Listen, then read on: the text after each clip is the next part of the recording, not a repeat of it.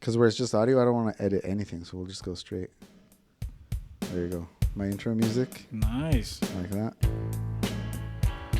Welcome to... I'm actually not sure what I'm going to call this, but this is Rodrigo Ramirez, Roddy Romita, coming at you from the back room at Lila Model Barbershop here in Idaho Falls. And it's the first episode of an English podcast that I'm starting out. You might know me from Alta Red Podcast, the first Spanish podcast out of Southeast Idaho. Ever since I started that, everybody keeps bothering me about doing an English version of the show. So we're finishing the second season. We're going to go on a little hiatus. So figured what better time to start than now. No better time. And so we're starting out strong with a hell of a guest today here from the bottom of my heart. His name is Carlos Ramirez. We'll get to talking about that first, but yeah, I mean, I'm glad you're here because you are a creative person as well. I think it's oddly something that runs in the family. It really is, isn't it? It really is. I think it is, yeah. And you don't really realize it. And I think just generations past, I would be willing to bet there was a lot of creativity, but it was probably really repressed. Right, yeah. But it was probably there, but nobody was allowed to show it off. I think your generation is what kicked it, and then my age and forward is just gonna just go crazy. Go off the rails with it. Exactly. So the fact that you are creative, that's why I'm like, what should the name of the podcast be? Because the thing is, people kept asking me like, when are you gonna do an English version? Or people that don't know Spanish, they're like, I want to go on your show, but I don't know Spanish. Yeah. So I'm like, and the Alta Red is just a show. The name of the channel, the name of the production company is Roddy TV. So I was like, it's Roddy TV, the podcast. But then I'm like, when I decided not to do video with it, I'm like, that's not going to make sense because the TV part goes out the window. Yeah. But then I was like, how about Roddy Radio? But that sounds kind of corny. But can we work into the corniness? I think that you can. Yeah. I think that you can. I've seen a little bit of your other podcasts, and I feel like the humor kind of just like... Yeah. That sounds pretty cool, too. Yeah, because I like corniness to a degree, for sure. Yeah. How did that start, the Alta Red? What's the meaning of that name? Alta Red, it's funny because now I make it seem like so poetic because, I mean, I think this is going to go a little bit more into me-based, but Alta Red, the fact that people make fun of the name with the red, and they'll say like, oh, blue or green, but it's in Spanish, so it's not red the color, it's a red as in network. It means high network, like a network of people. Wow. So that's why on that show, it's like I let other people introduce the show. I let other people express ideas. Like I've created a bit of a network on that show. But that wasn't the original idea. The original idea was just to start a show. I didn't know what it was going to be. Y Alta Red was, me and my ex-sister-in-law were kicking around ideas, texting back and forth like, oh, I want to start a podcast. Like, what's this name? And if we liked something, I would search it on Spotify, and a lot of them were already taken. And then she mentioned that one, and I was like, I like it, and it's not taken, so that's what it's going to be. It's very unique, yeah. It's very unique. I would read the Instagram name and just kind of just keep reading it over and over again when I first saw you doing it. I was like, what is that even? What's the word? Is it 2 words or is it 1 word? I just the handle's Alta Red Pod, so it's like. But then I heard you saying, and I was like, oh, Alta Red, that sounds really good. Yeah. I was like, that's a pretty good name. Yeah. How long you been doing it for? A few years? Yeah, a few years. I mean, total, we're on episode 70. Oh, wow. So, I mean, about a year's worth, but we took a big break in the middle. I think podcasts are so fun. I listen to them every day at work. It is. And you had I thought you started a podcast. I tried to start a podcast with some friends while I was deployed in Australia. And then we made a few episodes, and we were just kind of playing with it. But then as soon as we got back to the States, and we didn't really think this far ahead, we all started to get different duty stations, or we all started to get out of the Marine Corps, so it just never worked out. Oh, okay. But yeah, I love listening to podcasts, and as soon as you told me you wanted me to come on, I was like, absolutely, down. Because I love doing creative stuff, and I love networking with people, especially in a place like this, because it's just so small. It doesn't feel like there's a lot of creativity going on yet, but more and more I'm starting to discover people that are doing their own creative things, and every time that I get to be a part of it or have them be a part of what I'm doing, I just want to jump on it because I know that it's a really early train, but as soon as it starts going, everywhere on the earth is going to be, every city is just going to be a place where creativity and doing things with video or audio, things like this, they're just going to be such a norm.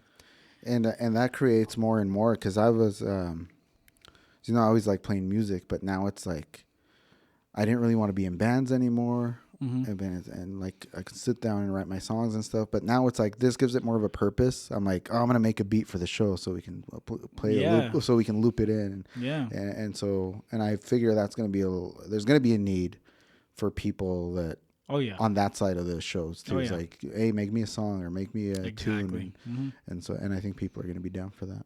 And you're right about the networking. Like that's what I was telling my friend Brandon, who also has a podcast, Once a Project podcast.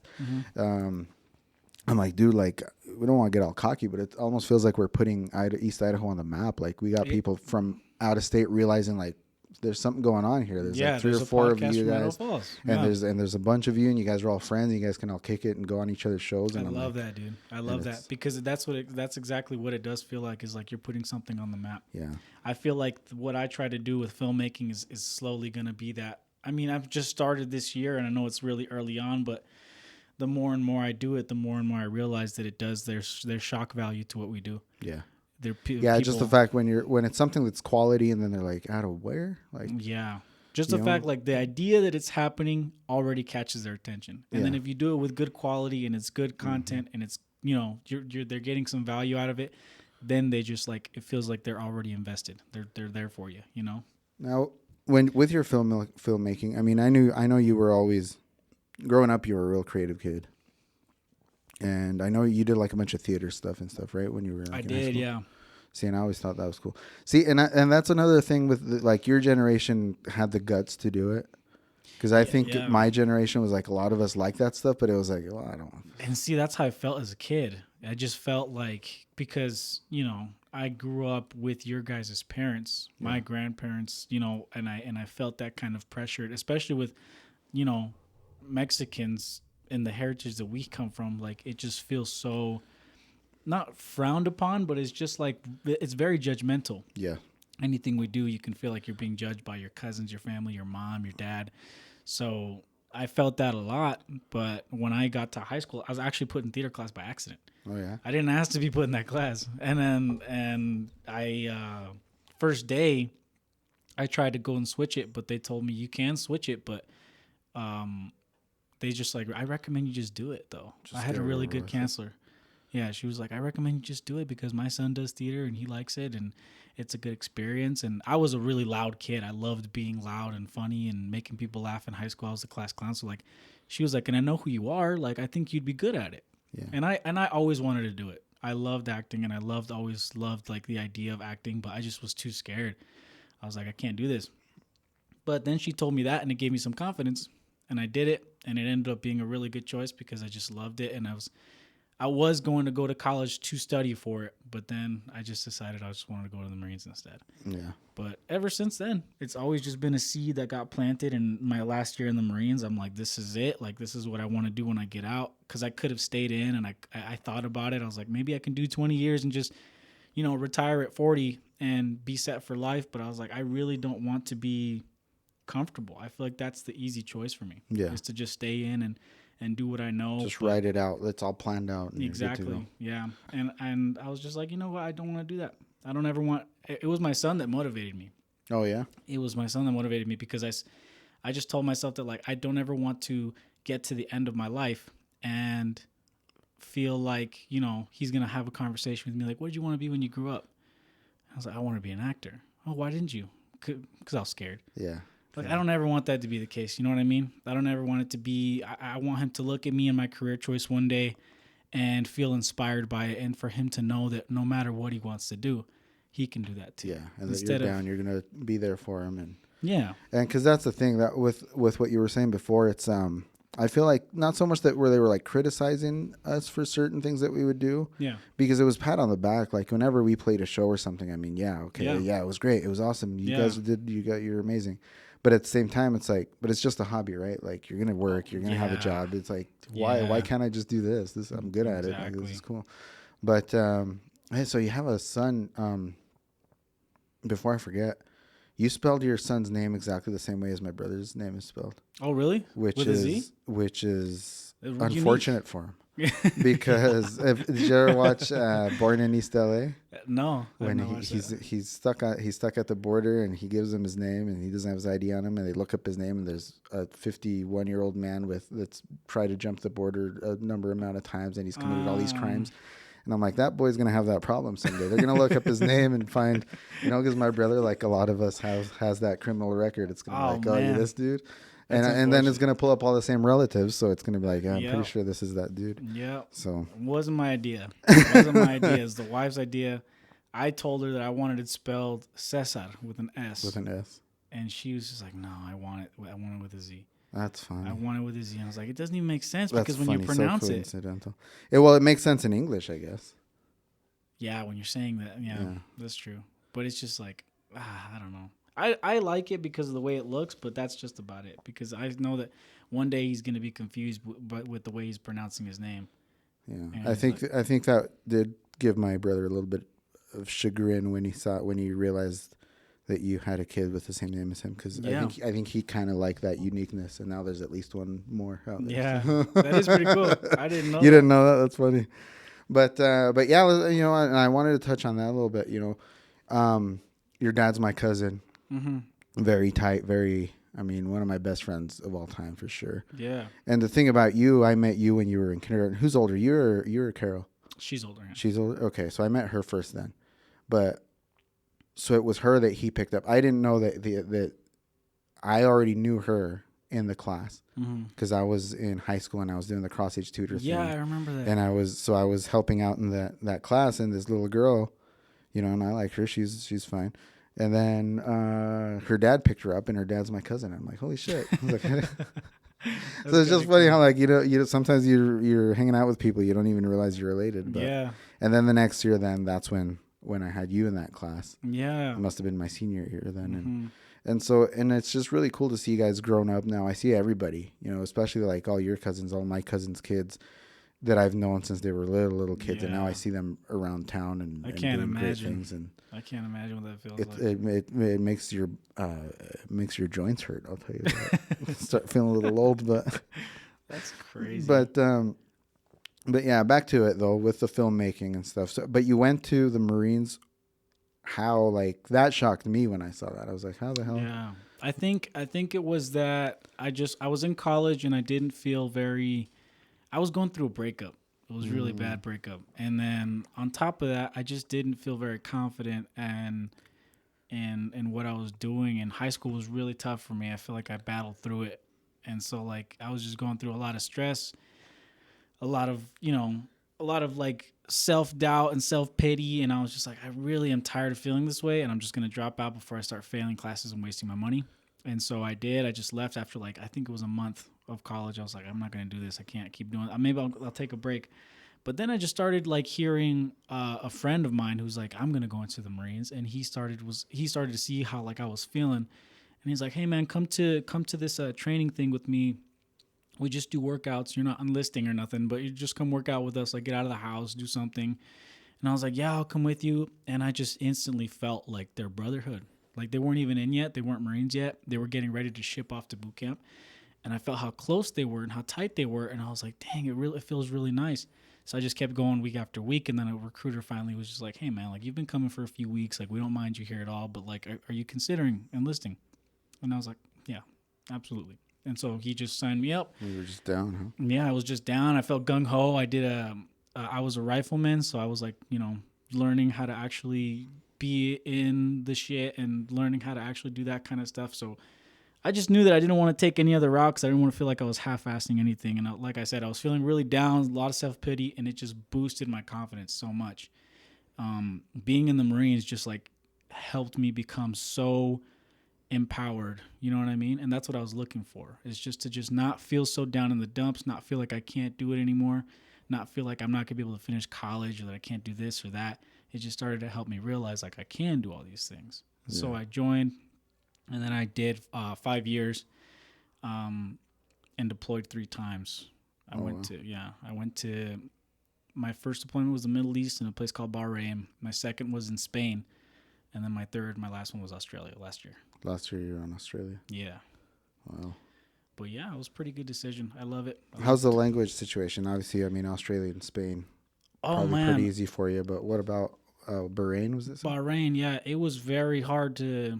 Well, first off, we weren't even allowed to go visit places and do things like that. We were very much secluded to a base, a really small base that you could run around 5 times and that'd probably be like 2 miles. That's it. Huh? Yeah, really small. So it was, we didn't get to interact with the locals a lot, but there were a lot of locals that worked on the base that had jobs there, and they all knew English really well. So I don't really feel Okay, so there wasn't much of a I situation. Didn't have, yeah. It was cool talking to the Spanish people though. Yeah, because they talk with the because they talk with real the TH, Spanish. Yeah, with the TH. When I was when I was in high school and I worked at Brolem's there when we had the Brolem's there in Roberts. Yeah. There was this big white dude that would always come in. He was always wearing coveralls or like dungarees. Oh. And he would always walk in and he'd see me and he'd be like, "Oh, muchacho," and he'd like talk to me in Spanish. And fuck, it annoyed the hell out of me. And so I finally told my my manager, his name was Steve. I was like, "Steve, fucking sick and tired of that white dude, man. Why tell that white dude like he can talk to me in English. He doesn't have to talk to me in that shitty Spanish." And he looks at me and he's like, "Well, no, he's talking in Spanish because he's from Spain. Wow, he's a Spanish guy." And I was in like, Roberts. "Oh," and I was like, "So he's not the one with the shitty Spanish. I'm the one with the shitty Spanish." Yeah, I felt that a lot. I would use like Spanish like slang or just like my broken Spanish that I barely knew, and they would just, huh? They'd look at me like, it's even worse. Like it's bad enough to have. I mean, even if you have good Mexican Spanish, Mexican is just a whole different. It's so different language than actual Spain Spanish. Yeah, it's so different. But those locals are cool. Australians are like, they're like British hillbillies. They are like British hillbillies. They are like, if you're thinking about like a trailer, think about like a white guy trailer park with Trump flags all over his yard. Yeah, that's Australians with the British accent. They're all about their country and they're so loud. The first interaction I had with an Australian, they called me a C word. Oh, is that pretty common there though? Oh, they say it left and right. That's like, that's what I was gonna say, because like you've seen that like in movies and stuff. I think it's they say it. Because same with British people, they use it, and it's a swear word, but it's not like a big one. No, it's not for them. And here, it's like you say that, and it's super offensive. Mm-hmm. Like you can't go around. It caught me off guard. Yeah, I kind of like raised my eyebrow at him. I was like, "Why are you talking to me like that? Like, don't say that to me, man." Yeah, start causing problems. It's like what's his name? That boxer Canelo. He got all upset because that fool called him a motherfucker. He thought he meant go fuck your mother. I was like, oh no. Oh man, that was too funny. I saw that. It's kind of the same thing like that. Yeah, but they all talk like that. It's so funny. And then I interacted with one of them because we made friends with some of their military. And we were on a field op, and I just asked him, I was like, "Hey man, can I ask you something? Why do you guys always say the C word like left and right?" He's like, "What's the C word, mate?" And I was like, why do you say cunt? I was like, "Why do you do that?" He's like, "Oh, it's because it's normal." And he started spinning it left and right, and they're like, "These Americans don't know anything." And it's so funny. And the area that I went to, Marines deploy there every day. So like we're always out there, and they're sick of Marines. They're sick of us because of all the incidents that happen when we're drunk and we go out and party and do things like that. Okay. They're sick of us, and they call us it just on the street.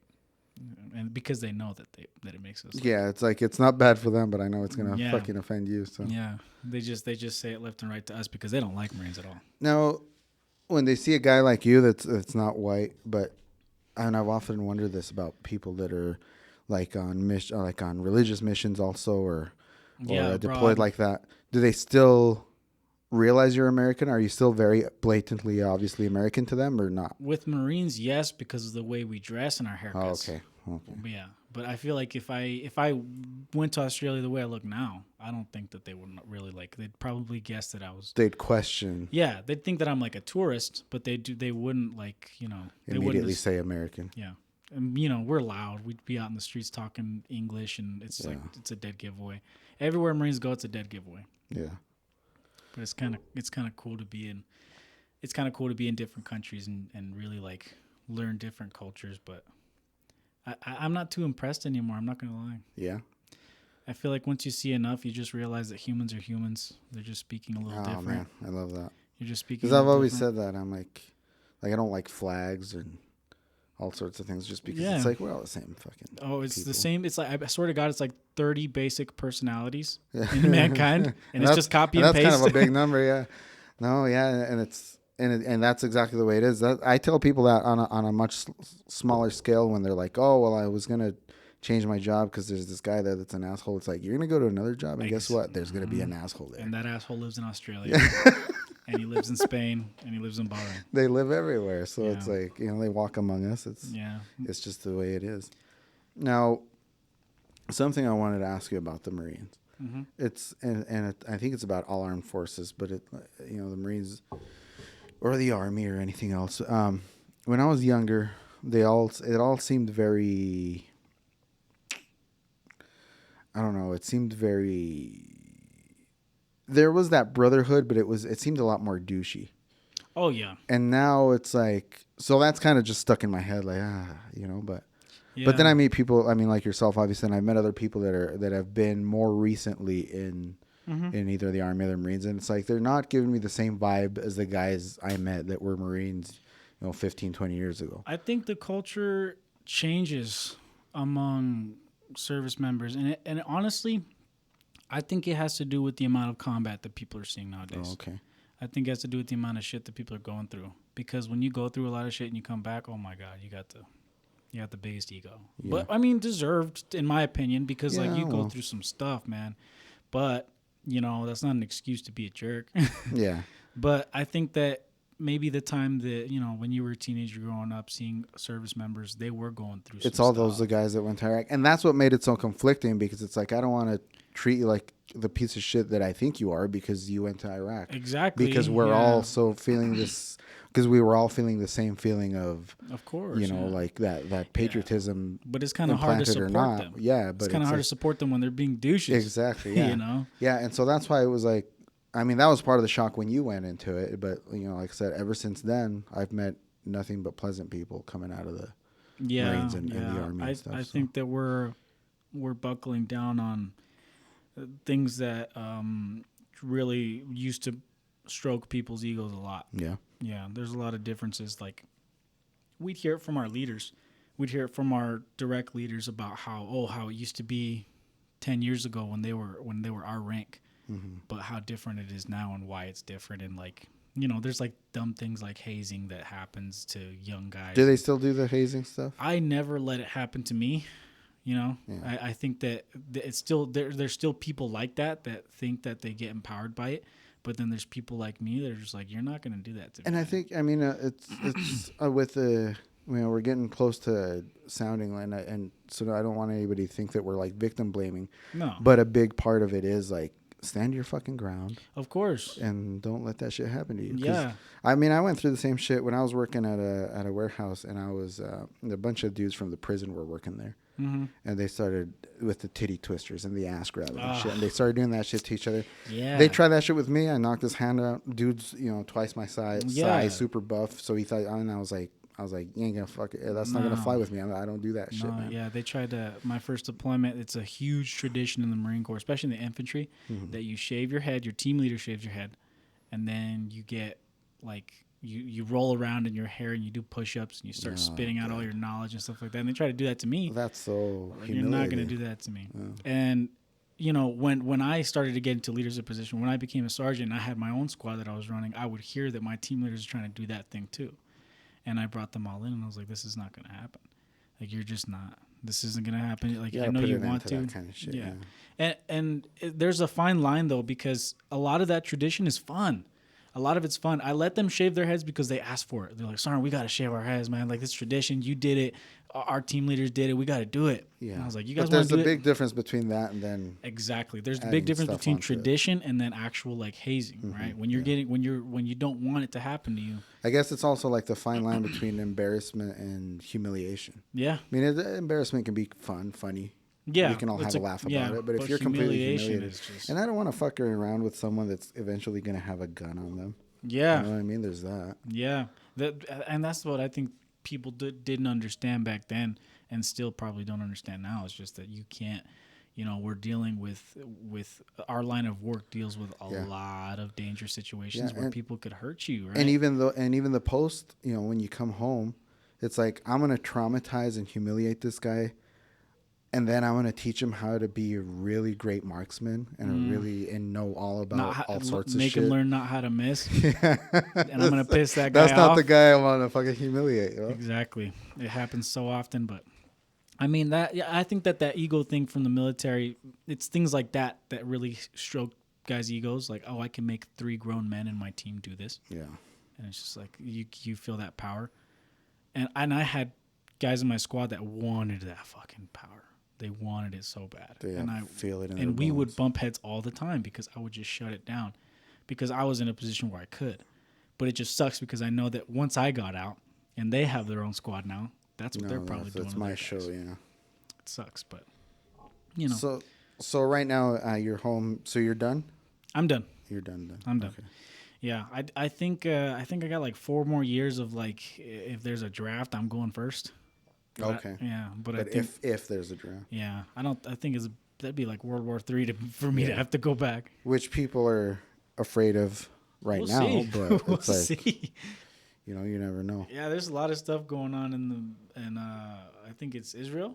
Yeah, it's Israel and horrible stuff. And the thing is, I mean, I don't want to get too much into that, honestly, but it's like those are the places that have always been throughout history. It's like there's always been conflict since like the 70s. It's just been. That's what makes me doubtful of World War III, because the big wars happen in places where you'd never fucking expect it. Mm-hmm.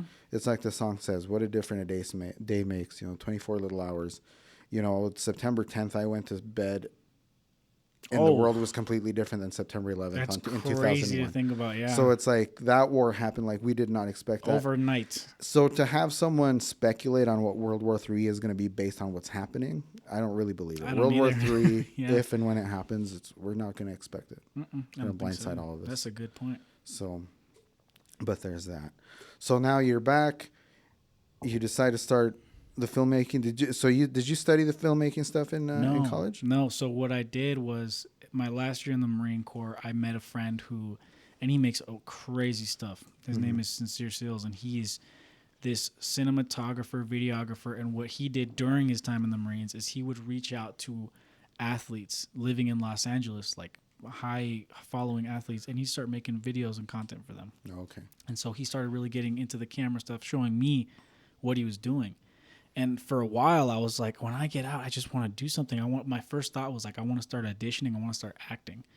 I started looking into it. I started getting an acting coach while I was doing virtual lessons with her. Yeah. And she was just kind of telling me the reality of it. She's like, when you get out, you're not going to be able to find roles. You're not going to be able to find an agent. It's going to be difficult. Where do you want to live at? I was like, probably Idaho. She's like, yeah, you're not going to find shit in Idaho.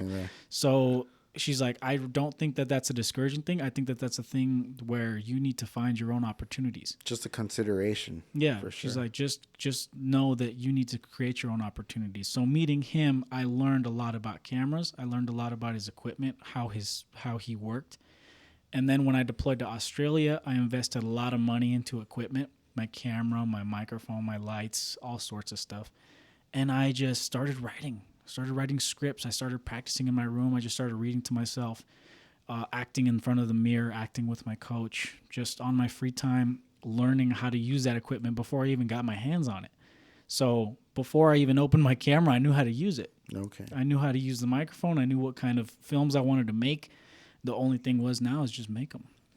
And the Marine Corps is just it was so hard to do any of that kind of stuff because it takes a lot of planning and time to do. You're on a strict regimen of something else, and this also requires somewhat of a strict regimen. Planning. Yeah, it was too much to do at once, and that's really a big driving factor of why I wanted to get out, is because I wanted that spare time. Yeah, I wanted to be able to make these kinds of things and fully go for it, because I knew I had these crazy ideas.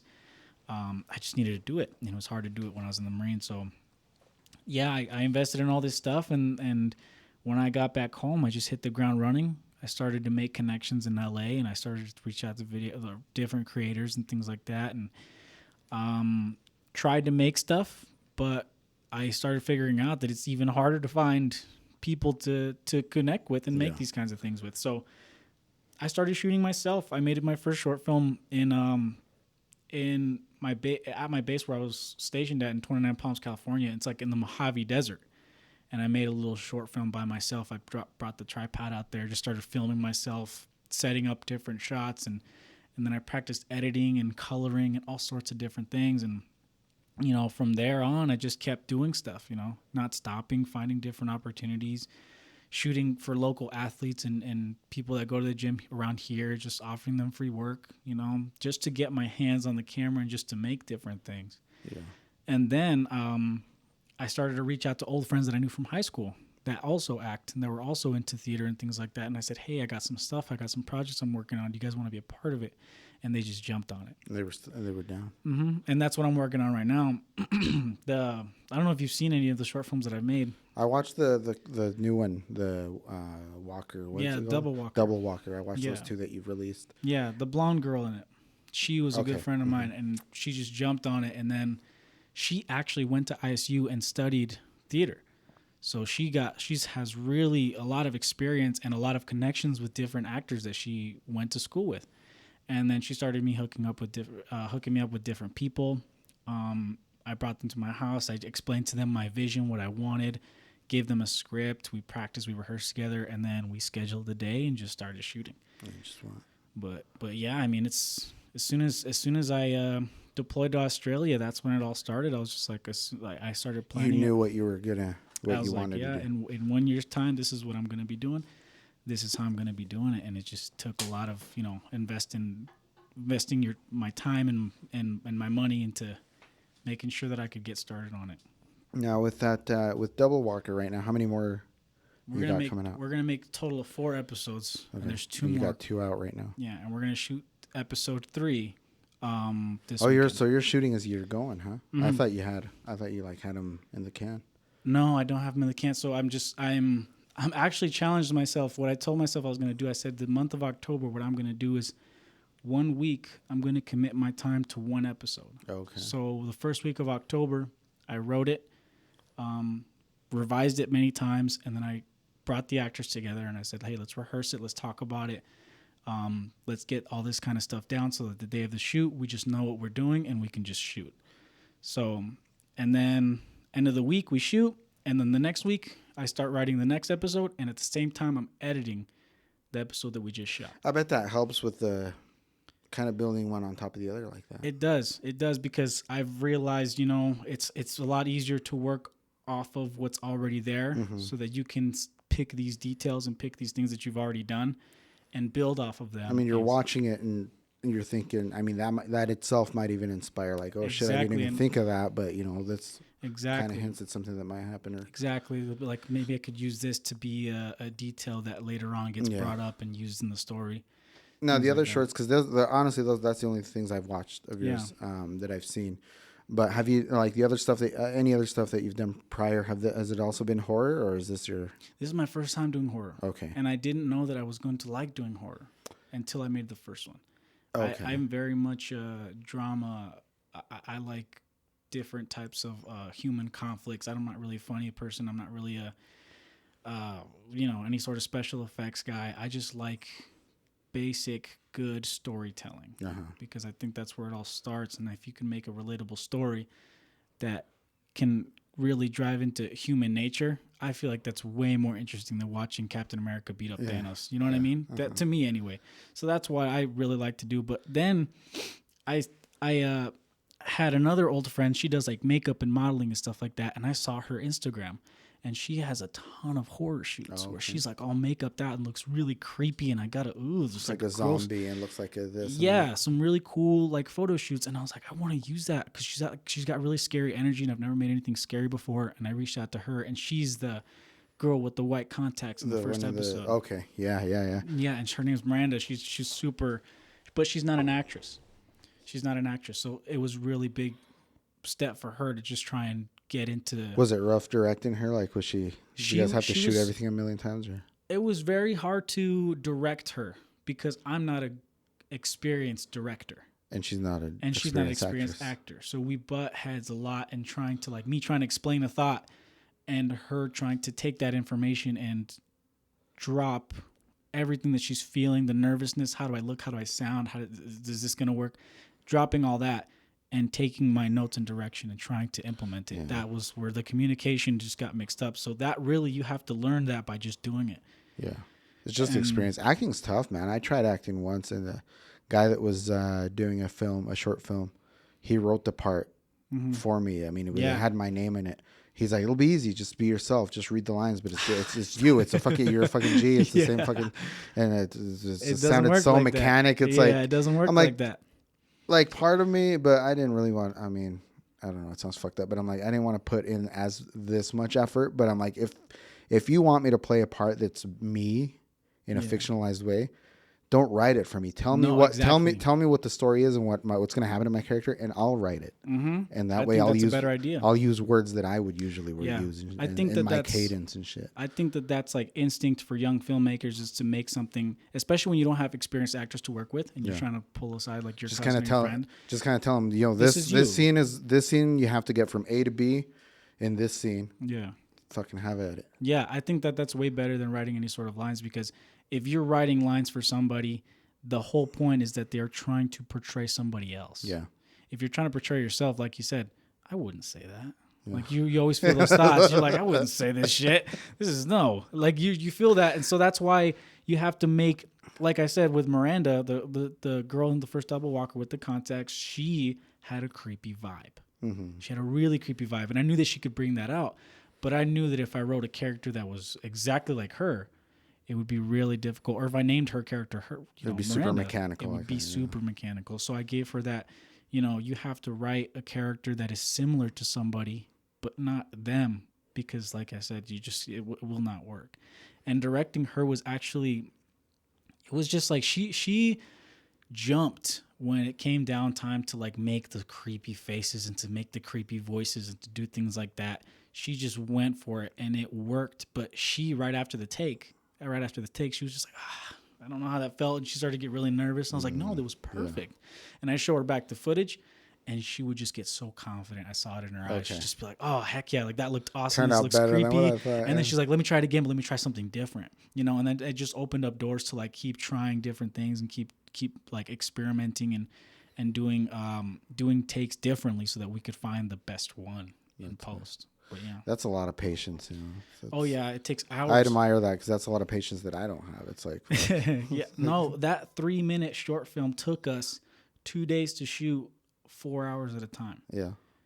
So like, it's a very long, tedious process, and that's why on movie sets you have different jobs there's a job for the director, there's an actor, there is a sound artist, there's a boom operator, there's a camera operator, there's a gaffer which handles lights, there's an assistant director. There's so many different roles that happen, and when you do it yourself, it's all on you. It's all on you, and it takes time. It takes a lot of patience. And I always, before I work with the actors, I tell them exactly that. I'm like, listen, guys, this is a commitment, and I can't offer you anything besides food. The day that we shoot, I can't offer you anything besides food and a little bit of exposure and experience. So this is what we're taking on. We're going to be shooting from this time to this time, roughly. I've been wrong before. We could go an hour after. We could be an hour done early. Flexibility is what is part of this, and I just need that commitment, and that's really hard to find in people. How's that go with your wife? What do you mean? With the flexibility, she knows you might be out. Well, she's there. Oh, she helps. My wife is my go-to. She is my boom operator. She is my gaffer that moves the lights. She's my assistant director. She's holding the script and watching. They messed up the line. The line is this. She's always there helping me out. She's so supportive. So, like, I can always just count that, like, regardless of what I'm doing, I'm going to have an extra hand because she's always there. That's and then good. we awesome. Find a babysitter, we do what we got to do, and she's just, like, super, full force into it, too. So that really helps out a lot. Yeah, because, I mean, time and time again, I would see it when I would play in the bands, in the groups. It was, at the end of the gigs, there was always at least one guy, like, wringing his fucking hands, all nervous, like, needing to get home. Because his wife would be like, well, the dance was over at 1. Why are you coming home at 5? It's like, it's over at 1, but we still got to pack up. We got to pack up. And it's not just that. We're going to decompress a bit. We might have a drink, fuck around for a little bit. We don't start packing up till maybe 2. And it's a lot of work. And it's but every single time. And when I was married and I started the podcast, that would happen to me. She'd be like, how long are you going to podcast for? I was like, well, no, maybe an hour and a half, 2 hours. 3 hours later, we're still at the studio, still fucking around. She's getting all mad. And I'm like, well, I'm not doing anything bad. Like, it's just, Yeah, that's it just just how it rolls, it went. I'm not going happens, to cut yeah. it like when we're getting into some really good shit right Yeah, now. you so. know, I had that struggle with my wife because she got really nervous with me working with actresses. Okay. With actresses, she got really nervous because in the Marines, I had no female friends Yeah. whatsoever. You know what I mean? It's just guys. So she got really used to that. Yeah. You really used to me being just around dudes. So when it came back to me being working with actresses, she's just started to get really nervous. Yeah. You know, she's like, "What are you guys doing? Why is this taking so long?" Like she started to get kind of like, "What's going on? This shouldn't be happening." And the way that I resolved that is like, come to set. I was like, come to set and just watch how we work off of each other. Watch how it's taking. So watch how one drink turns into two, one take turns into four. Watch how this happens, how this rolls, and how fruitful and optimistic. Especially with the it can takes, be. it's like you don't want to be like, okay, that take was good enough. No. If you look at the one that's good enough and you have an idea that's going to make it better, you fucking shoot the one that's going to make it better. I can't tell you how many times I've been on set and I was like, oh, that take is it. That was awesome. And then I'm working in post. I'm like, that Coulda wasn't done it. I'm so this, glad I coulda did done this that, take yeah. though. You know what I mean? Okay. So it's yeah, that was like the end of that kind of friction with us. Is just like she came on set and she saw what it was like. She saw how long it took to set up shots. She saw how long it took for me to communicate what was supposed to be happening in this next take. And she's just been really understanding ever since. I think that's all that it is. It's just you got to let them know. You got to, most importantly to me, is like you have to let them watch and be transparent. Like you have to bring them and you have to have them in the seat right there next to you, because otherwise they're not going to get it. You know. You know how when you take your car to the mechanic and as soon as you get there it stops making the noise? Yeah. Wouldn't it suck if like your wife got there and you guys were out like finished in like half an hour? It's just everything went super smooth. She's like, You right, finished yeah. perfect. You guys are done for 20 minutes today, but yesterday was 4 hours, huh? That would suck. But with the horror, I mean, I think you did really good just because Thank a lot you. of the times it's not what's on the screen that's scary. It's what you're not seeing. Like the amount of time you guys took to reveal in that first episode to reveal the actual face. I thought that was the scary part, the suspense leading up to that. Oh, yeah. I was watching that. I was Yeah. like, it's not like you just suddenly, there's the thing. Yeah, I think that I took real big inspiration from, I don't know if you've ever watched the Insidious movies. Yeah. Mm-hmm. I took inspiration from there. And then I also learned lessons from the movie called Babadook. Babadook was the worst scary movie I've ever seen in my life. I wasn't scared for 1 second. And the reason why is because they revealed the monster in the first 20 minutes. Okay. You can see what the monster looked So there's like. no suspense. There's And then no for the rest of the nervousness. movie, he literally had scenes. The monster had scenes that were like 5 minutes long. It's like, well, I'm not scared of this monster anymore. You've humanized him. You've made him human. And that's what I took and I learned from. It's pretty much fucking Barney at that point. Yeah, and I show the scariness of her face once. Yeah. And it's So very that brief. you can see it, right? So that you can see what's going on, and it's very shocking. You see the protagonist's reaction, and then she closes the door on her and she runs outside, and the tension is gone, right? Tension builds, suspense. You see it, tension gone. You fizzle, right? And then you start giving the audience explanation, like, what did I just see? What was that? That was creepy. And now we have a moment where there's actual drama because she goes and chases what she thinks is her friend, and her friend is standing in the living room behind her. Yeah. And that moment right there That is what reveal is- wraps it, right? You give somebody a big, nice present, and then the moment where you get the explanation, the reveal, you wrap the present. And then at the very end, you see her one more time in the street, but then you see her run away. And when people saw that moment, I didn't know what the audience was going to think. I was like, maybe people are just going to be okay with that ending. But what I started to get was feedback saying, why did it stop there? Why? Like, I want to keep seeing it. Like, what's next? What's happening? And that inspired me to reach out to that same actress again and say, hey, Tegan, I want to keep making more. And this is my plan. This is my idea. I wanted to turn into, instead of a horror story, because I like the idea of horror. It was cool. But you can only see that, like I said, like Babadook, you can only see that creature so many times before it's not stops scary being anymore. scary, yeah. So I was like, I want to make this, instead of a horror story, I'm going to turn this into a vengeance story. Oh, okay. Where it's no longer about, I just saw something scary. It's about that something scary had a cause and effect, right? And Why is this happening? Why is this where is it happening? going? What are they? what's going on with our main character and what's happening is that she, that friend that she saw looking all creepy in the first episode ended up somehow killing her friend. Okay. Right. And so now, it's like now you're discovering that there's more to it. It's not just a scary thing. There's an entire story of what's going on, and there's more to this creature than what we just saw. And that's what you're starting to like get uncovered in these next couple of episodes, is that this character is no longer scared of them. She is hateful towards them, and she wants to figure out why they're here, what's going on, and most importantly, what happened to my friend. Right. So it's going to turn into a story where it's no longer about the scariness, but about the Hitchcock suspense. Do you know who Alfred Hitchcock is? For sure. Yes. He had an example of suspense, and he says there's a reason why some films don't get you suspense, and it's the reason why is because, say me and you are talking in this table, and in the middle of our conversation we blow up, and the audience sees that blow up. I mean, that's cool. There's a bomb that just went off, but where's the suspense in that? It.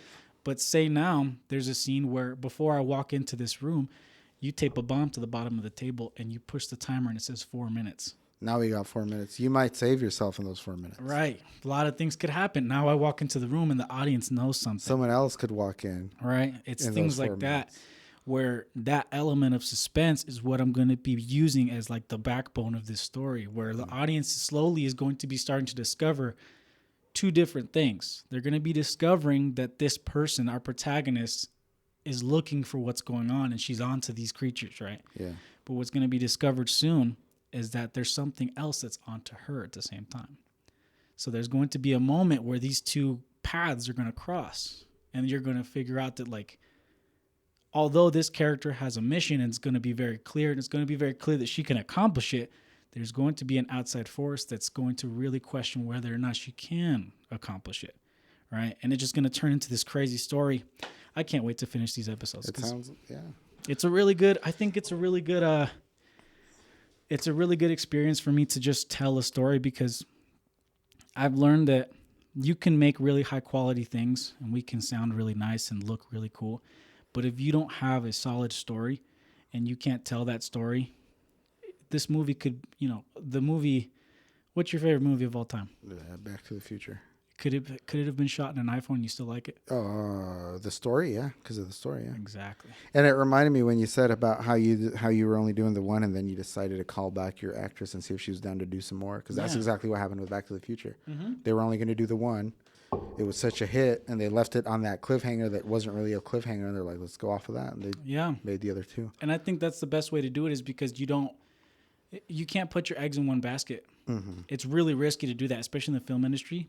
Like, that's why Harry Potter and Twilight and all these crazy franchise movies are so phenomenal in their ages, because they took that risk and they put all their eggs in one basket. They're like, we're gonna make X amount of films, and it doesn't. We don't know if the audience is gonna like the first one yet. It's gonna bomb at the box office, but I'm still gonna make 5 more. Whatever it is. Yeah, that's why I think that's wild. The best way to do it, is because you have to make a movie, and then you have to see how the audience reacts to it.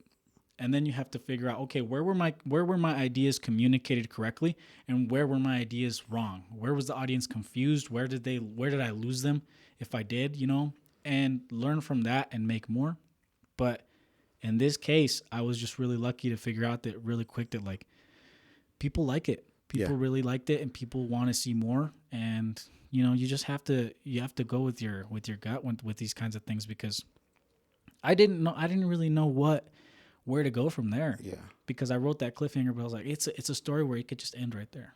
Yeah. You know what I mean? It could have. And I think that's what makes a good film or a good TV show or a good anything, is where it can live by itself. Yeah. And that's what's so great about Back to the Future. The first one is you could just watch that one and you're fine. Yeah. And it'd still be a great movie, and people wouldn't be mad about not getting more. But now you watch the second one, you have to watch the first one to get the second one. You have to watch the third one to get the second one. It's like, but the first one can live by itself. Yeah. And that's pretty incredible. Now, with the shots that you made, the one I really liked was the one from inside the dryer. That one was cool. I like shit like that, where Where maybe other people don't think about it, but I see something like that. I was like, how the fuck do you get the camera in the dryer? Yeah. I actually just had a blanket and I propped it up. I just lifted the lens up, and then the dryer conveniently has a light inside of it. So like, great, I got lighting. That works. But yeah, I mean, you have to do things like that as a filmmaker too, because you don't want to bore the audience. Yeah. There's a lot Not of people. just hear A, B camera. Yeah, people don't understand that a lot of very small details are put into films to push you in a certain direction. You know, like you can't just. I could have just set up the shot where it's really wide and it's at the top corner of the room and we see everything happening. She just once. walks in and opens the dryer and very boring. Yeah, very boring. But where she's opening it inside and it caught your attention, something that she's doing, it's A, getting the point across. She's doing laundry, and B, and it's still capturing your attention. And it gives it that eeriness, like, almost like a voyeurism. Like, I'm there, but she doesn't know I'm there. So there could also be somewhere else. I didn't even think about that, but it kind of does. That's the way I felt about it. I was like, hey, I'm watching. She didn't even fucking know I'm in the dryer. That's really cool. I didn't know that. I didn't think about that. Now, the other thing you guys did, the train right outside there. Oh, and I'm like, hey, there's the tower. It's like right next to my house. So did you guys just wait around until a train drove by? Or? Absolutely not. So it was actually really frustrating because we were in the back rows of Roberts, right? And we were shooting, and that's why I was like, it'll be fine because it's a Sunday morning. I really doubt people are going to be here, and everybody and their mom was on that fucking road. Yeah. So it was just so frustrating because when you're picking up audio, you hear the car driving by, and it can be confusing when like you're putting together shots, like you're filming a sequence of a girl walking across the road, and you want to get a point of view from her feet, then from the side, then a close-up of her face, and you want to do it sequentially so it all matches. But now the feet shot has a car sound that you can hear in the background. Mm-hmm. And then you move to the wide shot and you hear birds. Then you move to the front and it's quiet. It doesn't match. You know what I mean? So when I was seeing the train coming by, I was like, God fucking damn it. Like a train. I was on a schedule. Like we got to shoot this. Like, and those trains can be pretty relentless. They're back loud. And forth sometimes like it's not a fast. No. Like it's just out of the way. It was slow and it was loud, and I was like, God fucking damn it. Like this is so annoying. And the actresses actually were like, let's just use it. I was like, how? And I was like, I don't know what point is the train? I want to shoot the field. That's the point. You guys looking at the field, like, let's just use it. And then quickly I was like, okay, this is what we're gonna do. The train's gonna pass by, and as it passes by, it's going to reveal what we want the audience to start looking at, and you're going to point into the field, okay? And she's like, all right. And this is why it's so important to get good actors and good actresses in your shots, because that kind of instinct, you learn that. Yeah. You practice that. And that's what they did for years. So, like, they knew as soon as that train passes by, they just got right into character. Started pointing out that's where it was. And they just started shooting. So it was an accident. But it just happened on set. Because the first thing that's what I've thought of at first. I'm like, these trains are so... I mean, living right next to that exact train track, I'm like, these trains, like, you can't plan around this train schedule. And see, it's things like that really increase your production value, because people start to think, oh, I'm still finishing this one. Because people start to think of that question, and that's what captivates. And that's what I was telling you earlier in the conversation, is the shock value that gives to people. It's really, really, really big. And that was before I saw the tower, too. I saw the train. I'm like, hey, it's the local trains. And then I saw the tower, the grain tower, and I was like, oh shit. Yeah, this is the homie vibes. Yeah, I was like, okay, I know where that is. Yeah. And I mean, just with that, it's kind of what I was telling you before. Like, creativity opens up jobs, I guess you could say, for other creative people. Mm-hmm. Because say you got an amazing shot, but you can hear the car noise in the background, or you can hear whatever in the background, a fucking goat or something. Right. Full, but you love the shot. Why don't you get some, what do they call them? Foley? Or no, the people that make the sounds. Oh. And then you just dub over with someone that recorded the sounds of footsteps on pavement and that kind of stuff. I mean, if someone wanted to do something like that and get creative with sound effects and stuff. I would love to have somebody, if I found somebody to just be like, hey, I'll pay you $50 if you come over here and just that way, if there's something wrong with this shot, but I love it, but it's them walking down the street, I need good sound effects of someone walking down the street with heels, with those exact shoes. Yeah.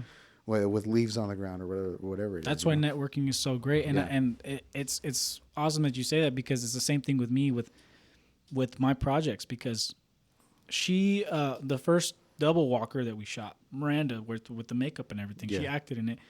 But I didn't want to ask her to act anymore, because I just knew that I had to go bigger and I had to go better with these next couple shots. And not no judgment to her, she did amazing. But I just knew that if I wanted to tell a compelling story, I needed good performances, and I couldn't ask her to try and try again. I just wanted a good actor. I just wanted a good actress. But she did her own makeup. And so when I was shooting these next couple of episodes, I knew that about her, and I said, hey, come back to set and do the makeup of the next girl. You know what I mean? So she did the makeup on in that second episode. So she did the makeup that on the one second seemed episode. even freakier to me. Yeah, and I think the reason why is because the darkness of the first episode didn't really let you see the detail. That's true. The detail that she put into it. And that other one's kind of in broad daylight, and you can see her eyes. You can see her eyes. Like every detail of her face. You can see like the brownness of her cheeks, and then she put like a double chin thing right here, and it just looks her mouth looked fucking psychotic. Yeah, it looked all like different and crazy, but it's things like that where like you network with people, and then you can use them in later projects, or better yet, they can use you. You know what I mean? Now they know that I can put together a cool story. Who knows? Maybe somebody's going to reach out to me and be like, hey, will you come shoot us this because we want to do that, or a commercial or something, and we need to, Yeah, so there's something I've been wanting to shoot that I didn't even write, but it was just an audio clip on a friend of mine's podcast that's horror comedy. And I'm like, man, this would be so funny to put video to it because let me know. And I'm like, I gotta get that too. I'll show it to you right now. I'll just edit it out of here, or I might include it in the episode. Fuck, we can give him a little more exposure. Yeah. But yeah, I mean, we're talking about movies. You asked me what my favorite movie is. What's your favorite movie of all time? That was actually a question I wanted to ask you. I've got a few, but first one that came to my head was La La Land. I don't know if you've ever seen it. I haven't watched that yet. The one with it's Ryan Gosling and Emma Stone. They won all those. They or didn't, did they actually. not? No, they lost to. They lost to Moonlight. To Moonlight, but they announced their name, and they all went up into the stage and like, oops. Oh Jesus, that's what happened. Yeah, that shit was insane. Yeah, I hate when that happens at award shows. It makes me cringe. I'm just like, God damn it, man! You had one job. I know. Yeah, you're say all the right there, people. You're up there all happy and shit, and then Jesus Christ. No, but I love that movie. And that movie, like, what's that even about? Just L.A. The movie's about. It's like old timey L.A. No, it's old-timey Hollywood. It's like a mix. They have old timey outfits and cars and things like that, but it's in present day. Oh, okay. See, I just always assumed it was about like people making it in Hollywood, like in the 20s or 30s or something. No, it's about Emma Stone trying to make it as an actress, and then her boyfriend Ryan Gosling trying to make it as a musician in L.A. Okay. And they just kind of struggle, but it's a musical. Do you think that's something you could have done? Is go to L.A. and that's the plan. Yeah, you're still planning that's on the plan. Because now in retrospect, I'm like, man, I think I could have done okay with like stand up in LA. I think you could have too. If I would have like realized that was even an option when I was younger. I think you could have too. I mean, there's a lot of because I have a friend that's in LA, and she's like, that's her thing, is like comedy type stuff. And that's the thing, like now I listen to all these podcasts with comics, and they're talking about how they went to LA and they struggled and they were living this way, and I'm like, I could have done that. I'm like, I was living that way here. It was like I was living the poor life here. Just done that over there and kept and excelling. And at least have something to show for it.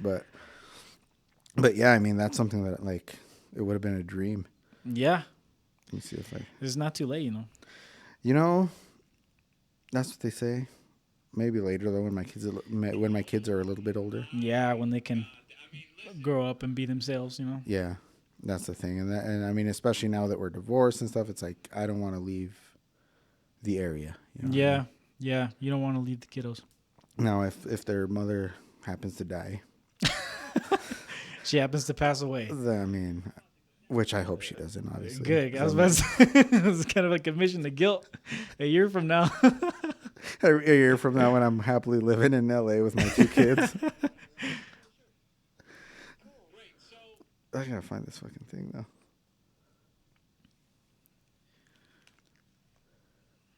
Yeah, but that's the goal though. One day go to LA and hopefully have enough experience and have enough connections to be able to just get down there and hit the ground running. And so you have connections in LA. That's what you said. What kind of connections are you talking about? Well, I have my friend who's a cinematographer, and I feel like if I went down there and really begged him to be on a set one day, I feel like he'd be like, yeah, just come along. Yeah. And we've talked before. He was actually planning to come and make a trip up here and shoot a Double Walker episode with me. Oh, nice. But it just didn't work out. Yeah. But he, I have him, and then I don't know. I just feel like the more and more I put out, the more attention I'm getting from bigger creators who, have like 10K or 50K or something like that. And they just comment on my video and they say, hey, this looks great.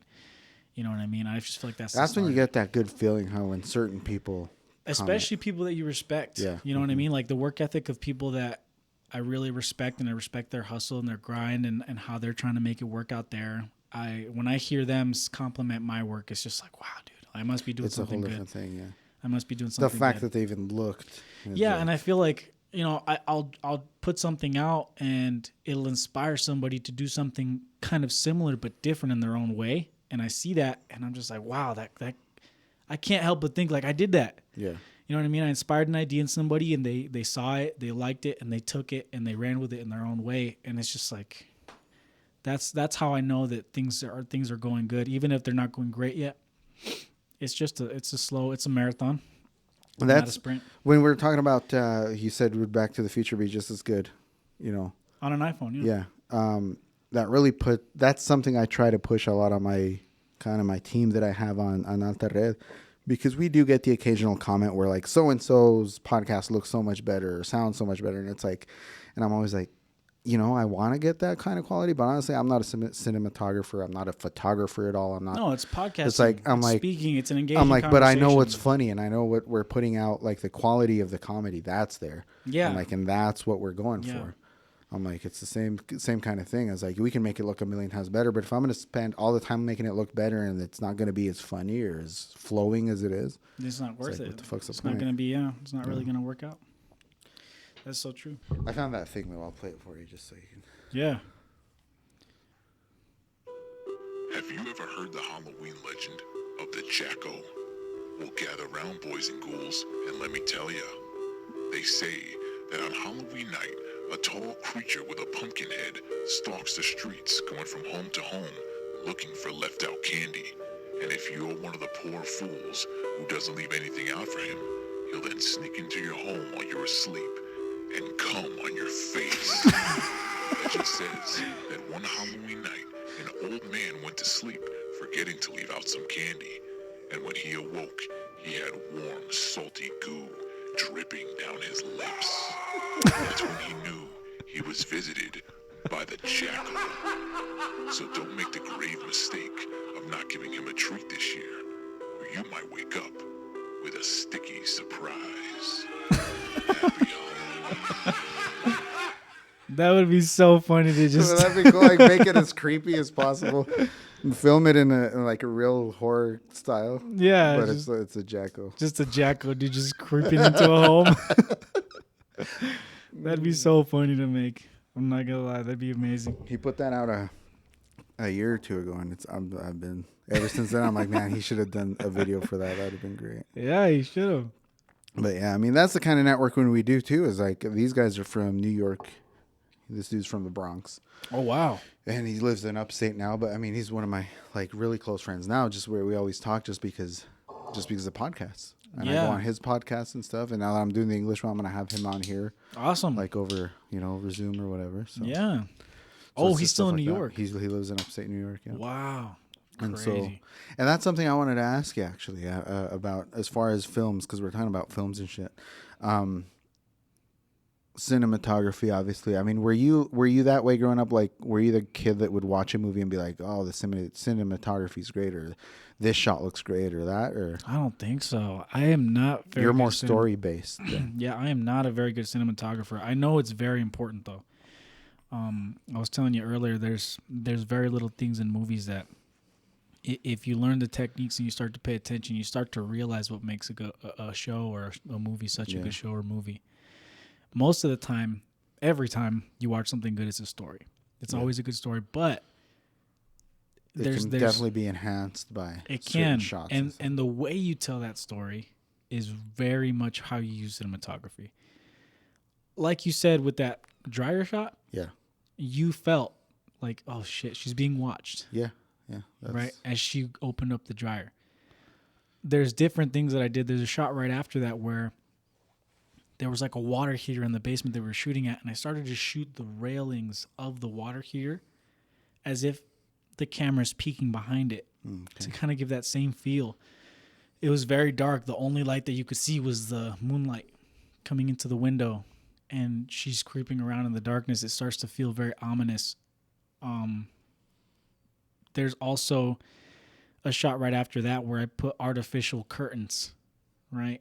And curtains in cinema, every time that they're used, it's to look through them. Yeah.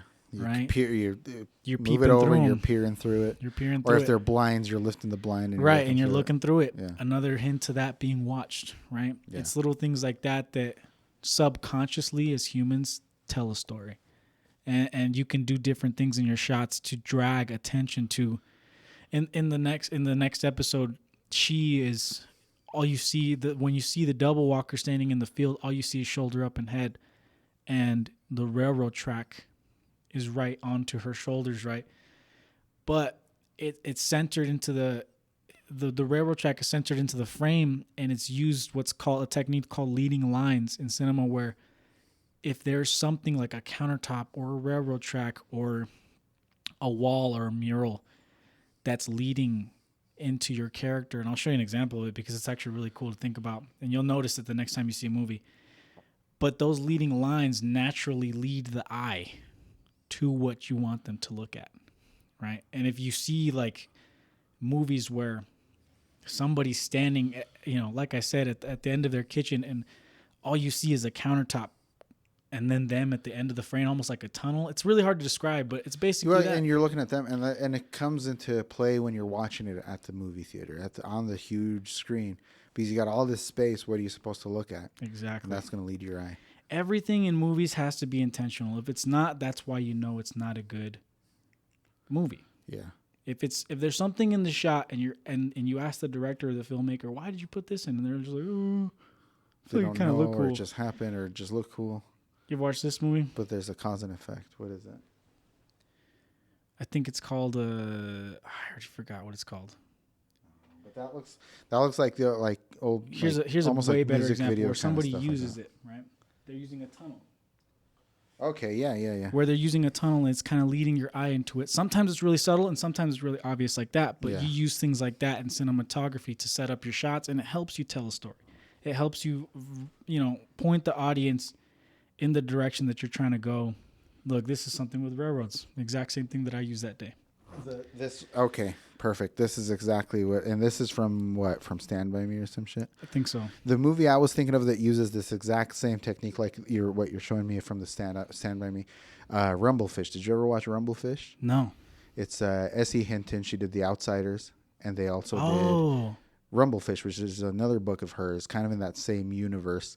Like, she was one of those first people, I think, that used the whole kind of universe. Like, you have Kevin Smith and like the Jay and Silent Bob universe, and you have obviously the Marvel universe and shit like that. She's like one of the But first she was like people one to of do the first that. people to do that with her books. Like, Outsiders was first, and then like all these other books came out that they're not necessarily related, but you see hints, or they talk about a character that happened.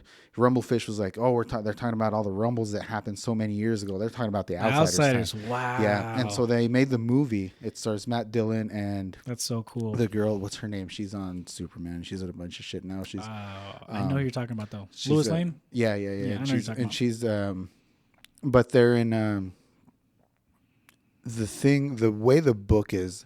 It's a very short book. It's one of my favorite books. But I mean, you can read it in like less than 2 hours. But the the perspective they used for that was black and white. Everything. The only thing that's in color is those fish at the very end of the movie, the rumble fish. Crazy. But there's a shot that I was thinking of where they're all walking down the street, and it's that same exact thing. You're looking at the gang. Who's in the middle of the gang? Who's talking to him? Everything's and intentional. it all leads into it. Yeah, and Everything's that's one of my intentional. favorite like artsy fartsy kind of films that I was Yeah. like The Outsiders pulled at my heartstrings, but Rumblefish was something that like blew my mind just Wow. watching it. And I gotta watch it then. They had a bunch of artsy shit like this. You see the clouds moving super fast in the background and stuff like that. Yeah. And there's like all these explanations to it. If you don't get them, you can go online. Everybody explains everything online now. Yeah. But it's a really good film. It's cool. It's Now- things like that. Where I was going with the cinematography related to story thing was my friend from New York. He grew up in the Bronx, and when one of the first times I talked to him, I had a good long conversation with him. I asked him, I was like, so what the fuck is the Bronx like? I was like, one of my favorite movies of all time is A Bronx Tale. Mm-hmm. I was like, is that pretty legit? And he said, absolutely. He's like, that's the fucking Bronx. He's like, obviously I didn't grow up in the 60s there, but yes, that's the Bronx. Yeah. And I was like, okay. I always wonder that because on the flip side, Napoleon Dynamite is exactly growing up here in Southeast Idaho. It really is. I'm like, you can complain about the fucking shitty acting and the fucking weird shots that they do and stuff, but the is characters that you very see precise. is just like, yeah, god damn.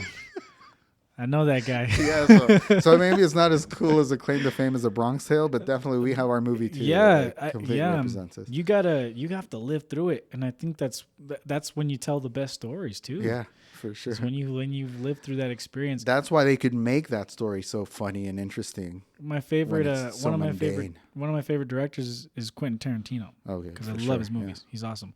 But he said he wrote a quote that I always keep in the back of my mind when I'm writing something, when I'm writing my next script, and he says, make something so personal that it's embarrassing for anyone to read it. Because when you do something like that, it's authentic and it's real, and that's nobody that's from the Bronx could write A Bronx Tale because they're not from there. Nobody from, I bet you the person that wrote Napoleon Dynamite at least has been to Idaho and seen people like that, because you can't write a character like that that's so specific and weird that out of nowhere, out of thin air. And you know what else I loved about Napoleon Dynamite? I'm gonna go off on a Napoleon Dynamite thing now. Go for it. This that and Selena. Those were the first two movies that made cholos not bad guys. Yeah. Like honestly, they were good guys in both those movies. Mm-hmm. Like they're helping, like, and because that's what it is. It's like, yeah, they look a certain way, but they're not bad dudes. They're helping their cousin out, and they're helping combat the bullying and I love stuff. that. And it's like that's how every guy that I knew that was kind of into that lifestyle, quote unquote thug life is like, they're pretty nice dudes when you really got to know them. They care about their abuela and they take care of their moms. Yeah, and if they saw some kid getting bullied, they'd probably stand up for him. Yeah. And so that's something I love. I mean, I could go off about Napoleon just because it is such it feels personal growing up here. It's like that's so cool. And it's like, and when it comes to that, I'd never heard that Quentin Tarantino quote, but that's what I've been doing on Alta Red podcast. It's like telling it's stories. Like nobody, like, we can sit here and talk about current events, but so is every other podcast. I'm going to tell you guys about the time, my first kiss when I was 19 years old, and I blew a load of semen in my pants. That's the story I'm going to tell. That's embarrassing as hell, but who else is going to tell that story? Nobody. Fuck it, man. And I've heard that about comedy, like stand up too. It's like they can't steal your joke. They can steal your jokes, but they can't steal your life experience. So. And see, that's why I really I like your clips that you post. I really do, because I can feel authenticity, and I laugh when I watch your clips because your humor is very authentic. It doesn't feel like you're trying to be funny. Yeah, we're not. It doesn't feel like you're trying to do anything. It feels like you're genuinely just sitting having a conversation. If you're interested, you're interested. If not, then fucking go watch something else. Like that's how it feels when I watch your videos. And you're right. Like honestly, that crossed my mind too. Is like when I watch them, I'm like, dang, the quality's kind of weird looking.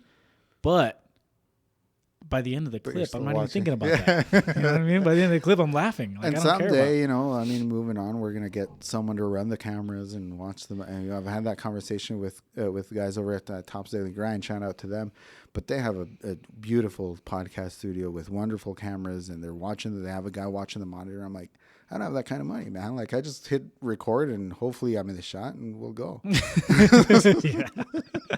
I mean, it's a podcast, so you're going to listen to it anyways. Yeah, you're going to listen to it. I feel like, I watch my podcast and I see, I looked up stats on how many people have watched a certain episode, for example, just to see how much. And it's like, for big podcasts, it's like 3 million or something like that. Oh, nice. But then you go to the YouTube channel and you see the recording of it, like the video recording just of it. Thousands. Like 100K off of 3 million. And that's just because people are primarily going to listen that's to it. That's exactly why I'm doing this English one, just audio. Mm-hmm. Well, one, because I don't want to, I'm already doing the videos for that show that, like I said, that's my baby. That's the big one. So that's the one I'm focusing time on. So I don't want to have to do a video for this as well. But the only reason I started doing video for Alta Red was because I noticed at my job, everybody, I mean, pretty much everybody's Mexican at my job, but the Mexicans that are raised here, Mm-hmm.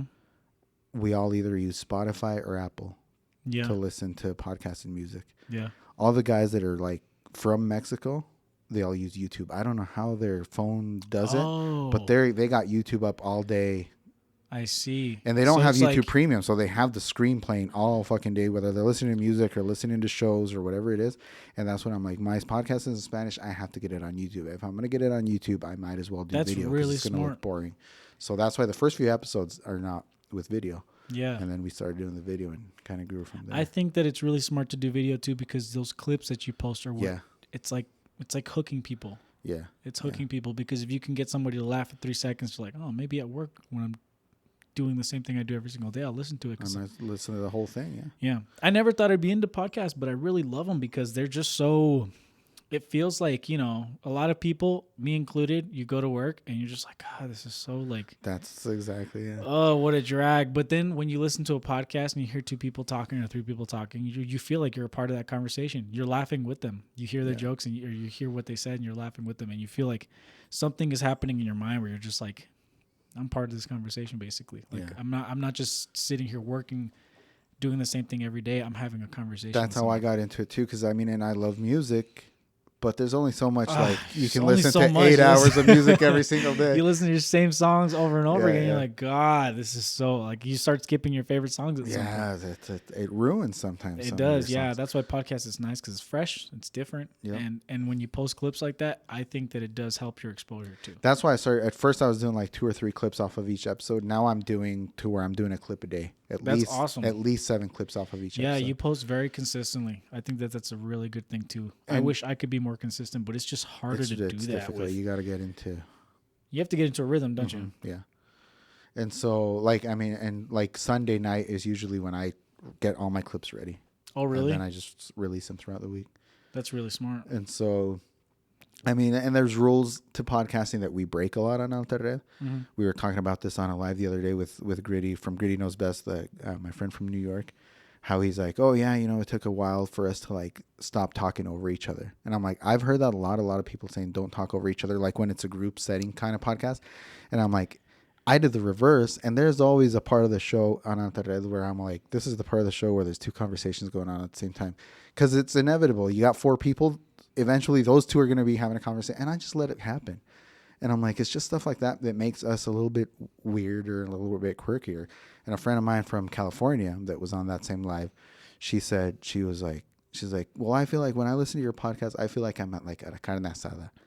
She's like, it feels like I'm like That's there, so like cool. just chilling with everybody, listening to everybody's nonsense. And I'm like, that's exactly what we're going for. It's a whole different vibe. Yeah. So It's like a target audience that you're trying to reach out Yeah, to. yeah. Yeah. I really do think that it's you know, I understand that perspective too.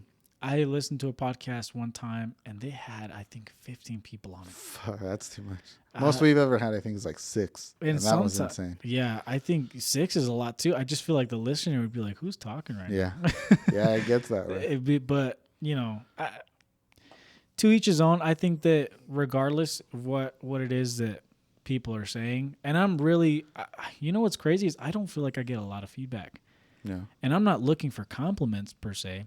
Just feedback. I just want something. Even if they tell you it sucked, at least you know. At least I know Like, why. okay, well, tell me why. Tell Yeah, me what sucks so I yeah. can do better. Yeah. And I feel like I just wish I had more of that, because, you know, I really want to know, like I said, are my ideas being communicated right? And what do people think? Because I'm not a people pleaser, but I do understand that the audience is who I'm making it for, you know? Yeah. Second, I'm making it for myself first, right? But you want to be able to, my goal and my skill is to be able to catch their eye and then catch their heart. I want to be able like to that. steal somebody's attention for a moment, and then when I have it, steal their emotions and just start sparking something in someone. And I want to know if I'm doing that, but it's so hard because I'm just kind of jealous that you're like actually getting feedback, even if it's bad feedback. Yeah. at I least love you can, the bad feedback too. I thrive off of that shit. You're just like, fuck you. Yeah. Do what I we want. go and talk about it on the show, which is great. But no, I mean, and that's the way I've always been, even with like jobs, even just regular jobs. It's like, give me a review. Tell me what I'm doing wrong so I can do it right. Because if you don't tell me I'm doing it wrong, I'm just going to keep doing it all fucked up. Yeah, and you know what's crazy is I really like I'm a sore loser. I think I am. If something doesn't like go my way, I get pretty upset about it. So usually, but Are you? yeah, I feel like if things. Were you like a shitty little kid like that though? I think I was. I just like know that when I hear something wrong, I really start to like self-sabotage and be like, I'm doing everything wrong. Piece of shit. Yeah. But were you outward about it though? Like if you lost at something like when you were a kid, were you like? I think I was. Yeah. The people noticed that you were in a bad mood. Yeah, I think I was. Like if I was a sore loser at home.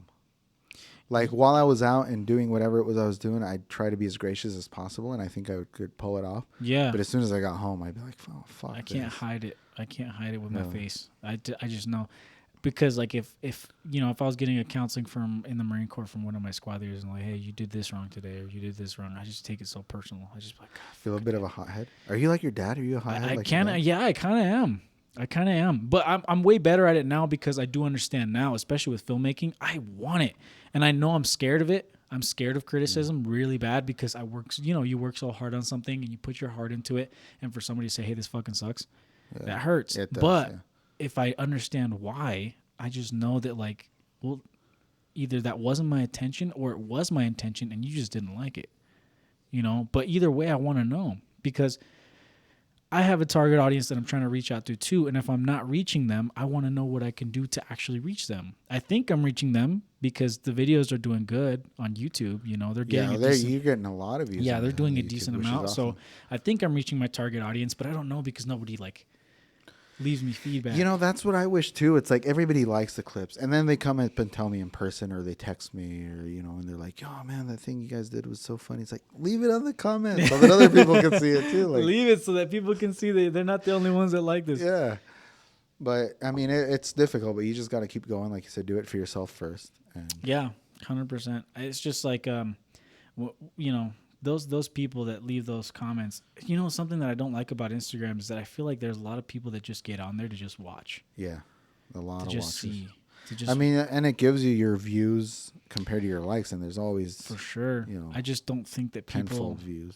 Sometimes I have a feeling that people are watching the content that I post, and they are kind of like, just because of interactions I've had with them specifically. There are some people where, I've sent them a script in the past. I'm like, hey, will you read this for me? Just like, let me know what you think. And they're really honest with me. Like they tell me they're, what's good, what's working, what's not. And I take it. And, like I said, it hurts, but I'm just like, okay, like I'll work with this. And when I make the final product and I release it, I see that they have seen it, or like I posted on my story and they've watched it, but there's no like, there's no comment. And I'm just like, oh, you're just watching shit now to just hate and watch it, but not support it. Yeah. And that just kind of like, that gets on my nerves because like you just gotta like, I don't know. I feel like when it comes to Instagram especially, or any social media, people are very like, people are very spineless. Yeah. Like they just like to be judgy and see you and see what you're doing and what you're working on, but they don't ever want to support it. And I just feel like at that point, like, just unfollow. Like if it's not making you feel good. Yeah, that's true. Because it's like I'd rather have like 50 followers that actually watch my shit and like them than like than 300 thousands of followers that and still just it's just those same 50 people that like it. Yeah, it's difficult. And I caught myself like on the other end of that. I was like, I don't leave a whole lot of comments either. So I kind of have actively been like that. The thing is, I do use Spotify for a lot of that. So like my friends' podcasts, I have like anybody that I know, I'll listen to all their episodes, but I'm on Spotify.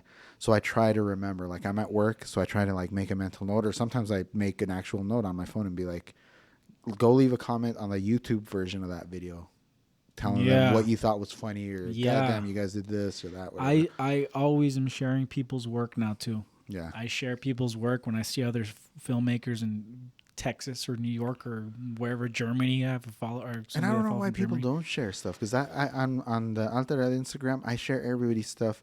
Anybody that I know that makes something, I try to share it on my story, because it's like if anything, some days I'm like, what the hell am I going to post on my story? Like, well, it's just there's somebody else's shit. I feel the same way. It's like it's like at least my logo's coming up on your timeline. Yeah, at least it's relevance. You know what I mean? Like, I still exist. I'm still posting. I'm active. I'm doing stuff, even if it's not. Even if I'm sharing somebody else's stuff.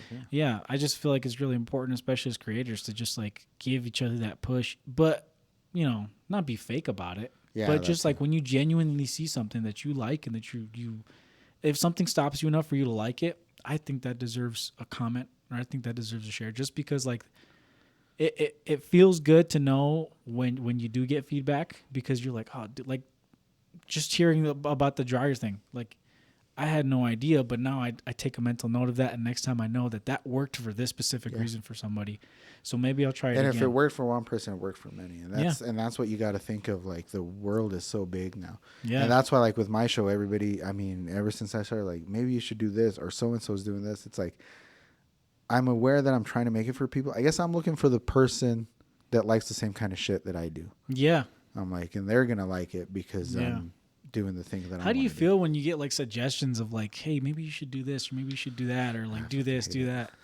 I hate that. I fucking hate it. It's just like, I'll do what I want, It's like, man. do your own show. Jeez. I'll do what I don't know. It really happens for me with like close friends or close family. Like, you should do this, you should do that. And I'm just like, that's cool. I'm not, but thank you for saying that. Like you'd let me know something, and it sucks because I mean, every once in a while, you might be like, that's kind of an okay idea. yeah, but I for the don't, most you part, know, it's like, they don't know what you want. Yeah. You know what you want. You know what you want to make of it. we have that issue with a person that worked at the previous office that we worked at, where we had our studio. And she would always, every single night, would be like, the thing is, you got to do this, or you're not doing this right, or you should do this, or you guys need to focus more on this. So finally I was like, all right, next week, such and such day, you're going to run the show. Oh. And so we made it happen, and me and my co-host Jackie came in, and we just kept derailing the conversation to the point where she kicked us off. She was like, get the fuck out of here. And so we're like, all right. So we just sat back, and she kind of handled it well after that. But the first part was the part where I wanted to show her, like, it's not as easy as you think. Like, Yeah. there's, like, everyone else can derail your conversation and shit. That's the thing, is just you get feedback, not even feedback, but you get you should do this from people that aren't doing it. Yeah, exactly. You know what I mean? And you can say all you want. want. That's a big difference. Yeah, if it's somebody else with a show or that Right, or that that's what I was knows about to film say. or If that does some sort of content creating, it's like, it's a little bit more valid. Like, you know what? Maybe you're onto something. Yeah, if I hear something from a creator that I really like, and that's happened before, where I post something and a good friend of mine, he's just like, and he makes content too. He's just like, yo, I really like that video. It's really good. Like, it sounded great, but I would have loved if you put this, or I would have loved if you added that, because I just feel like it adds this, this, and this. And what he's saying makes sense. I'm like, shit, that's a really good point. Yeah. And to the point where, like, the next video, I did exactly what he suggested because it was a good suggestion. Yeah. But that's just because I trust his word because of his work ethic and then also his creativity. Back it up, yeah. But if somebody who's never made a short film in their life, who's never written a script in their life, who's never directed or acted in their life, comes to me and just like, hey, your short film lacked in this, I'm just like, okay, I'm going to take that feedback, but I really don't care. Yeah. Like, I just know that it's not even like a cocky thing. It's just like it's a protection of my own like sanity, that I'm just like, I know what I am capable of, and I know that you probably at this point in time cannot make what I just made. That's pretty much that's pretty much the just say no to illegal drugs. Yeah. So we were all taught to not say no to illegal drugs, but like if the doctor prescribes you, the doctor's going to prescribe you something a lot stronger than what you could have gotten on the street, but you're going to take it because the doctor knows what the fuck he's talking about. Yeah. Or at least you would hope so. Exactly. But so it's kind of the same thing as like if it's coming from a valid place. And I mean, it's like, especially where we're kind of the small fries right now and starting out, it's like, you don't want to be a fucking prick to people, because the people that are telling you should do this, as annoying as it is, it's usually with good intentions. It's like, I want you to succeed, so I think you should do this. Yeah, but it does get under your skin. But it's like, it's coming from a good place for the most part. So I hear a lot of big creators in their podcast talking about the same thing, but they mention one difference, and that's just that once you start getting bigger and you start actually succeeding in what you're doing, and you start to hear more and more of oh, you should do this, you should do that. Yeah. And sometimes, and I've already ran into this, but I've heard this from multiple creators that I listen to podcasts of, and they have crazy followers, and they say sometimes what they're doing is they're giving you a suggestion, and if you use it, they're like, oh, that was me. I did that for you. You wouldn't have done that if it wasn't for me. Yeah. And then they try to like take credit of that kind of, you know what I mean? I've ran into that already. Sometimes I've I had feel friends like run into that too, where it's like sometimes- so and so pretty much thinks he created me. Yeah, because he gave me this idea or he gave me this, like, you know what I mean? Like, you didn't do it. I'm sure you took part in it. Maybe I'll give you credit, but like, you're not. That wasn't all you. Yeah. You know what I mean? I feel like those are the two things that I run into when I hear people giving me criticism. It's just like they either want to genuinely help me and it comes from a good place, or they feel that entitlement of like, oh, because I gave you this, like, you know what I mean? Because I gave you this advice or because I gave you this suggestion and you used it, I took part in this. You might as well I have a friend that happened to, and it wasn't with anything creative, actually. It was with a business. And like, now so-and-so's saying that if it wasn't for him, I would have never even started my business. I was like, you might as well put up his picture of, put up a big old portrait of him up in your office because he's your founder, I guess. Yeah. But it's kind of hard to, you know, I just feel like I have a lot of those people on my page. Yeah. A lot of people that just like, they know. It's crazy because I know what I'm capable of and I know what's going to happen. I feel it coming, and it's not like I never look at me being in LA and actually working on film sets as like a dream. It's more of a destination. Yeah. It's like when. It's not if, but when, right? Because the more and more you keep doing things, it's just going to happen. It does. It's a product of you trying, but you have to enjoy that process, and that's what I'm doing, and that's how I know. It is. It's a matter of when. You know, and I don't want people trying to discredit me or take credit from what I've made just because I asked you for a suggestion. And I have my guard up now because I know if I don't, that's how you'll get taken advantage of later on. Or that's how you start letting people into your life that just leech later on. And I'm very careful of who I let into my circle creatively because, like, you can't let people like that in because later on, like I said, they try to take credit or do something sketchy and you don't want that kind of energy around you. And it sucks, but I feel like that's 25% of my following. That they just watch it and they leave criticism sometimes and they don't like it, they don't comment, they don't do things like that, but they'll right after the fact they'll text me personally and they're just like, "Hey man, I liked your stuff." But I'm just like, okay. I mean, even that, like I said, fucking if you at least comment that too. Fuck. Yeah. Leave it. a little bit more engagement on the YouTube or something. Yeah, it gets rough. It's rough out here. It is. But I think we're good for the first episode of this Roddy Radio. Is that what we're going with? I think that you should. That's my suggestion. That might be So obviously, I mean, first episode, and it was just spur of the moment. I was going to invite you on Alter Red, but I'm like, we're going to wrap and we're going to take a break. So I do want you on Alter Red. Maybe next month or whenever. I'll work on my Spanish until then. Yeah. Speak nothing but Spanish. Are you teaching your kid Spanish? I try to. Yeah, I try to. He knows a little bit. He doesn't. He's not fluent though. I talk to him in Spanish and he looks at me like, "What?" Yeah. But he'll get there. Yeah. When my older brother's daughters lived here, they didn't speak Spanish, but I never talked to them in English. They understood everything I said. Yeah. Now that they've moved away, now when they come back, they don't know. They don't understand it anymore. So I'm like, they lost it. But when they were little, it was cool because they were like these little white girls that would understand everything I said. Yeah. And then we'd go eat, and I'd be like, "Tú pide porque yo no sé inglés." Like, tell them I want this, and I'd make them order my food. That's so funny. But yeah, I think this is the first episode. I mean, no socials, nothing built yet. It was spur of the moment. I was like, you know what? I want you on ASAP, so let's just do this in English. And so I really appreciate you coming on really short notice. No, dude, I appreciate it. I got nothing going on right now, and I just I love the opportunity to just kind of sit down like this because it's like, you know, there's a lot of people that are big in the business or whatever that document their journey and they document what's going on, and I would just love to hear something like this 10 years down the line. Oh yeah, and just kind of like listen to when it you again. First were starting out and like what your ideas mindset, were and stuff. What I was working on, and like, you know, maybe 10 years from now, like, oh crap, that's so cool to kind of like have documented. It's definitely a document, and that's what I love about this.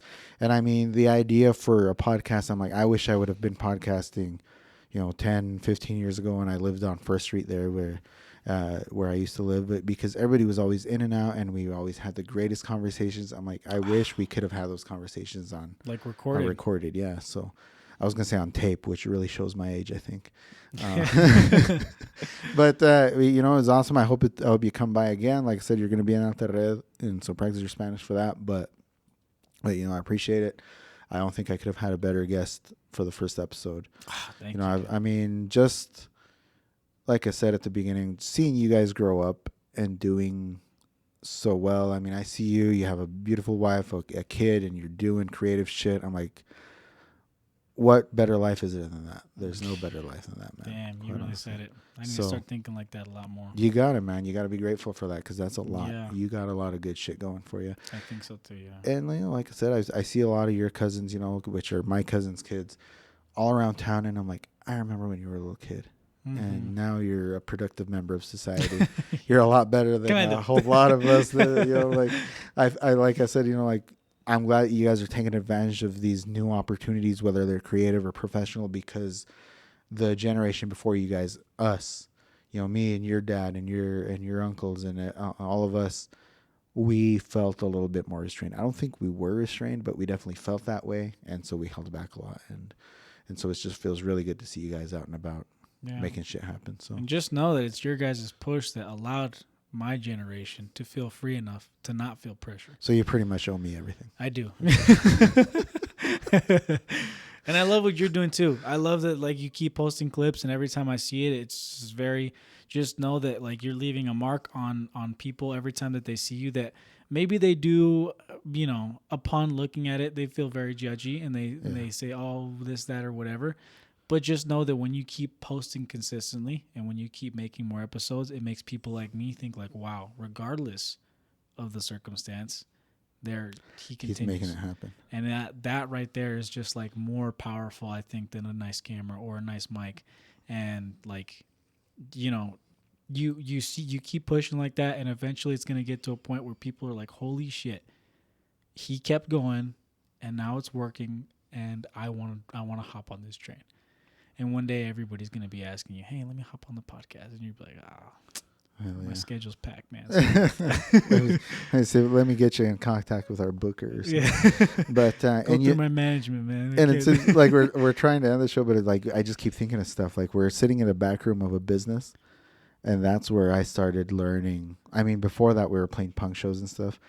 But with your dad and your uncle playing music in that back room of your grandfather's store. Yeah. It's like, man, am I destined just to make creative shit out of the back room of businesses? You never know. But whatever works, man. We'll make it work. So I think that's the end. Thank you so much for coming again, Carlos Ramirez. Thank you for having me. You know, go check him out. I'm gonna, you know, wherever I end up posting this, I'll post up the link for your YouTube, so they can go check that out. Definitely. Yeah, go check out @LifeIsChida on all platforms. Watch some cool short films and artistic stuff on there. Oh yeah. All right. Well, I think we're good. Like I said, I actually made music for this, so I don't have to edit. Oh, cool. Yeah, and we'll get the hell out of here. All right, peace.